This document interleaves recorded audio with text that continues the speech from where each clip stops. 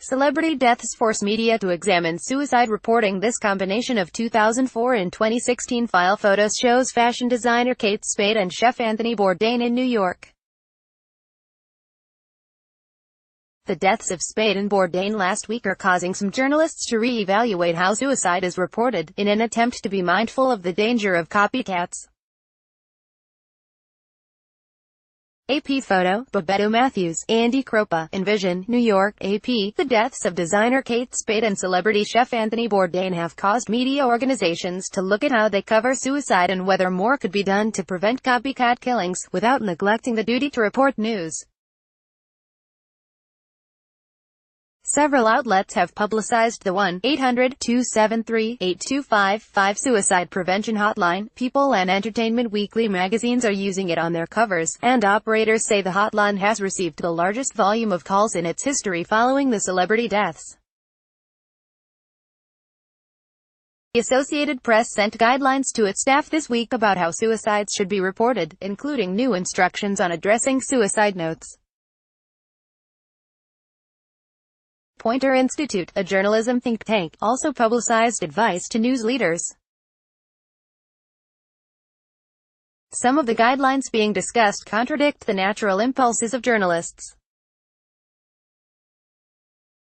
When some younger reporters at a major national news organization urged that the suicide hotline be publicized following last week's deaths, an editor said that it wasn't their job because "we're not social workers," said Kelly McBride, media ethicist for the Poynter Institute.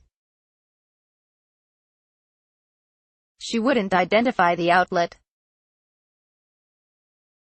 John Danishefsky, vice president and editor-at-large for Standards at the Associated Press, said, "Our responsibility is to keep people informed, but in a way that doesn't lead others to consider suicide." Danishefsky's message included a reminder to staff members that a 2015 entry in the app's influential style book said not to be too specific about the methods of suicide. Reporting that both Spade and Bourdain died by hanging last week was newsworthy, but in both cases the service went too far in some versions of the stories by describing the implement used in the deaths, he said. The information was removed from subsequent versions. Experts in suicide prevention say such details can be dangerous. There was a reported increase in the number of people who died by suicide using the same method as comedian Robin Williams after he died, McBride said. In most cases, the mistakes made by news organizations were early in the coverage, committed by people inexperienced in such stories, she said. It runs counter to what we know about storytelling, McBride said. We teach people to get the details, and the more details the better. The problem with using these details is that there is no journalistic benefit to using them. Withholding sensitive information is not unprecedented. The AP does not report the names of sexual assault victims or distribute pictures depicting graphic violence, Danishefsky said. In some cases, it may not be necessary to give any more detail other than suicide as a cause of death. The AP told its staff that it's okay to report when a suicide note is found, but it must be discussed with a manager whether to report any contents, to make sure they don't idealize suicide or indirectly encourage others. The New York Times has no formal guidelines for writing about newsworthy suicides. But Philip B. Corbett, associate managing editor for Standards, said he's been talking about the issue with colleagues. If a suicide is newsworthy, we want to give readers the key facts and not leave them in the dark, Corbett said. That would typically include such basic information as where and how. But we want to avoid a level of detail that might seem sensational, gratuitous or voyeuristic. We would likely report whether there was a note, but would consider very carefully before publishing anything from the note. Following Spade's death, a story from the website Your Tango, also posted on Yahoo News, contained reported details about what she wrote in a suicide note, even where it was found in her home, leading to considerable media speculation about family dynamics. Poynter's guidelines are proactive. The think tank advises that news outlets avoid stating the means of death in the case of suicide and, if they must, include it low in the stories and not in headlines or social media. Poynter also said outlets should use neutral photos of the person who died.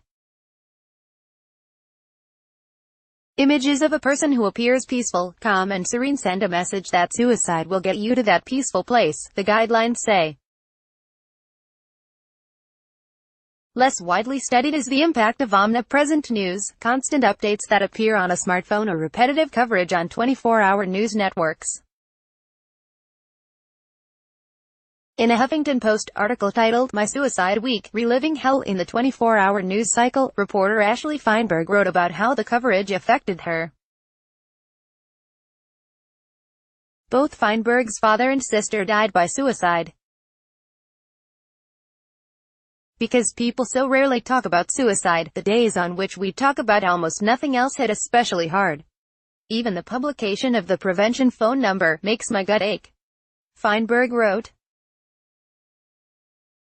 It is a double-edged sword, said John Draper, executive director of the Suicide Prevention Hotline. On some level you can turn it off or turn away, but it's something in the air and it's hard to avoid. Draper praised CNN for its coverage of Bourdain, star of the network's own Parts Unknown series. The personal stories told by people at the network about why they loved Bourdain and his work served as a reminder to people considering suicide about how their death would hurt people left behind. Calls to the hotline spiked by 25% immediately following Spade's death, and 65% right after Bourdain, meaning media reports about the phone number likely saved lives, he said. Also valuable to the cause of suicide prevention was a USA Today story by columnist Kirsten Powers and an Instagram post by rock star Dave Navarro, who both talked about how they had suicidal thoughts. Navarro wrote he had the means of exit plotted out, but got help in the moment past, Draper said. It's been extraordinary, Draper said. I've seen a growing awareness within the media of what we call the suicide prevention guidelines and a willingness to work with us. Copyright 2018 The Associated Press. All rights reserved. This material may not be published, broadcast, written or redistributed. Advertiser content.